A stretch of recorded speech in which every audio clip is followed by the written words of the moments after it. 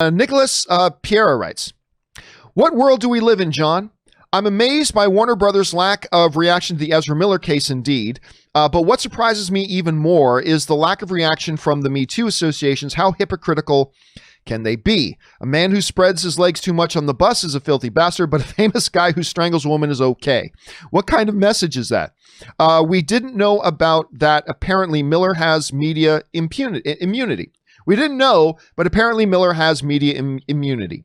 Probably because he's LGBTQ movements appreciate him. Here is someone who enjoys some kind of privilege. He didn't even apologize, John. What would have happened if Cavill or Affleck had done the same? The end of their career?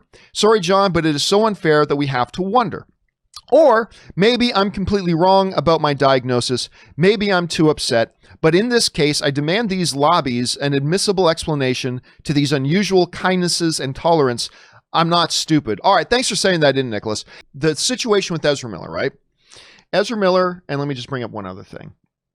Ezra Miller, while he should have been in quarantine, he's at a bar. I think he was in Iceland or something like that. And he ends up getting into some kind of dispute. We find out from police reports afterwards that there was a dispute going on, and they have to ask Miller to leave. And then outside, he ended up grabbing a girl by the throat, throwing her to the ground. I, like a lot of people, if you guys watched the show the day that broke, my first thing was, oh, that's clearly a joke. Remember I said that on the show? I said, that's clearly a joke. I mean, that's just something silly going on, and it's nothing. It's nothing. Remember I said that on my show? Well, the next day, I had to completely walk that back because then we saw the reports coming out, and it's like, oh, that wasn't a joke. Ezra Miller was actually grabbed a woman by the throat and threw her to the ground. Here's the problem. And I've mentioned this before, but bear with me as I cover this again, because again, I think I'm going to put this up as a standalone video. I personally have no problem with what Warner Brothers wants to do or how they want to handle or address, internal problems with them and their talent, right? If they have a certain criteria that says if you do something that exceeds this level of naughtiness, then we're going to separate and break our relationship with you. But if it comes under that level of naughtiness, then we can work through it and we'll maintain our working relationship together and we'll push through it.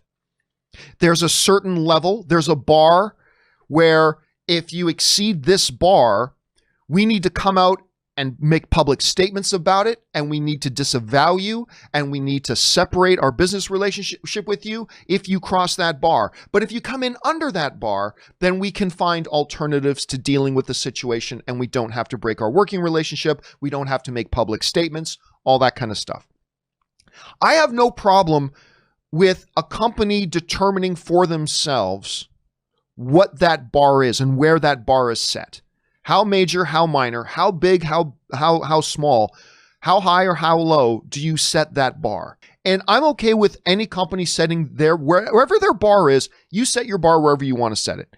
All we ask is be consistent. Be consistent with wherever that bar is.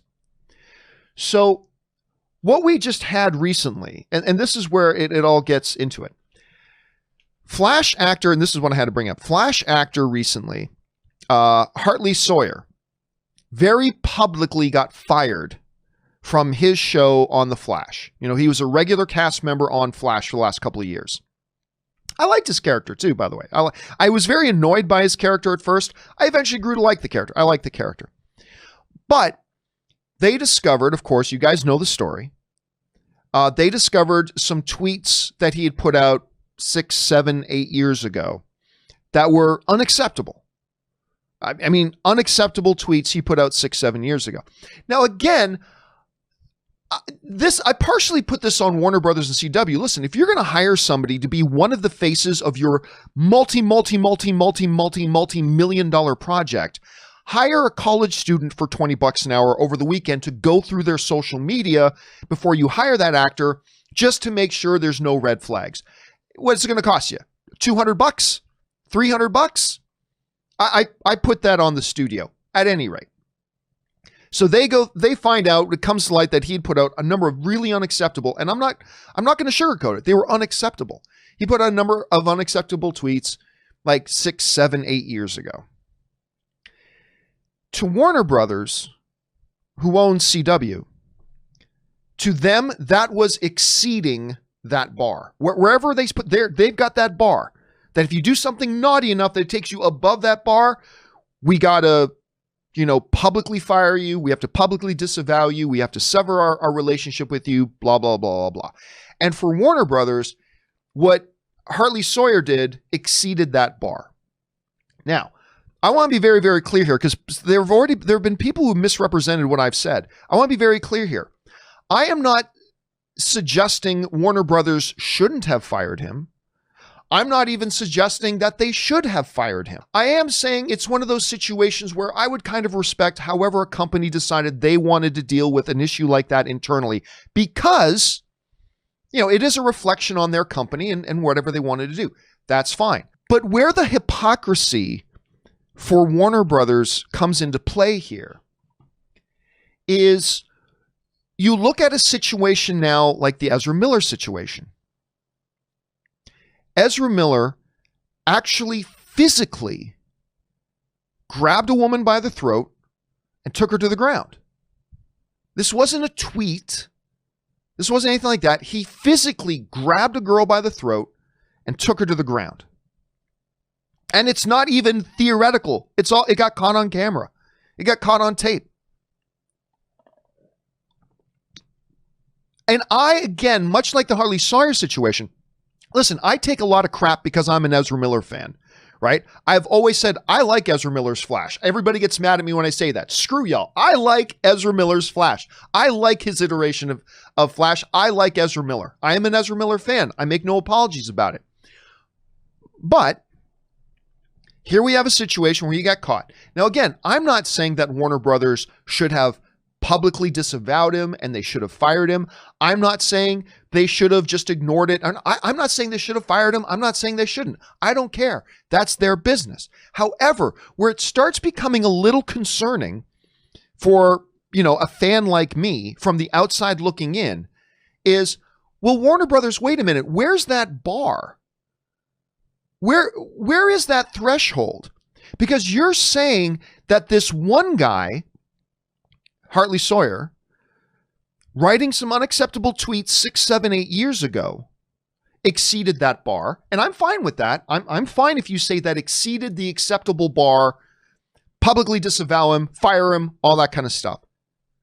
But you're saying that physically on camera, physically attacking a girl and throwing her to the ground is under that bar? Tweets? Naughty. Physically doing something? Physically attacking a girl? Under the bar. Now, again, I'm fine if Warner Brothers says both are above the bar. I'm fine if they're saying both are below the bar.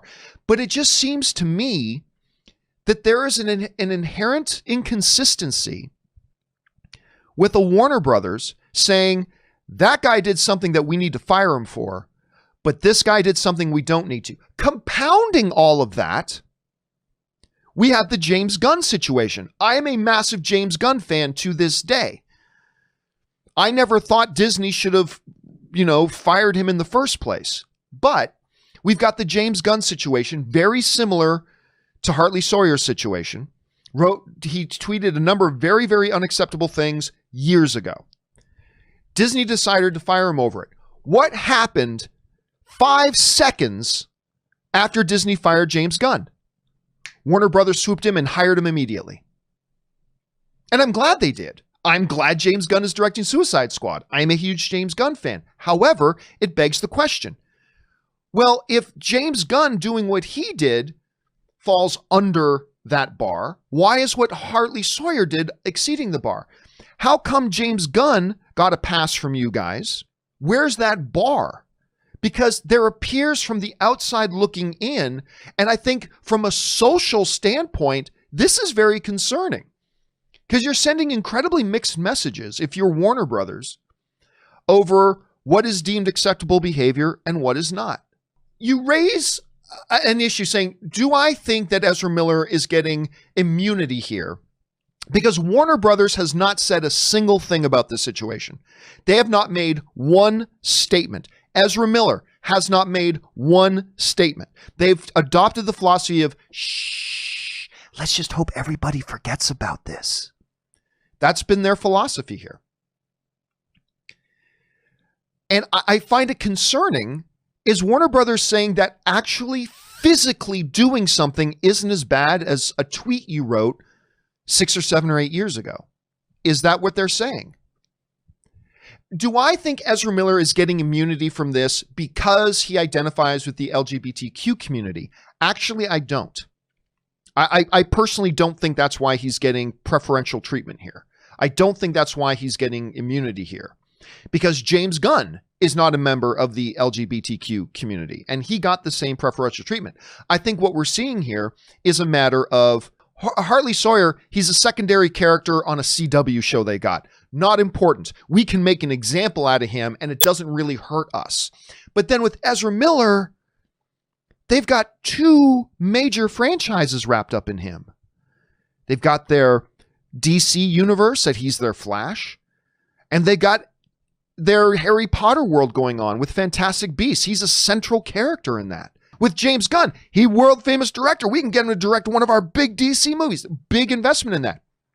So do I see there being a hypocrisy here? Yes. Do I think it's because Ezra Miller is a part of an LGBTQ community? No. I think it's really because he's just a bigger, higher profile name, and Warner Brothers doesn't want to mess with it.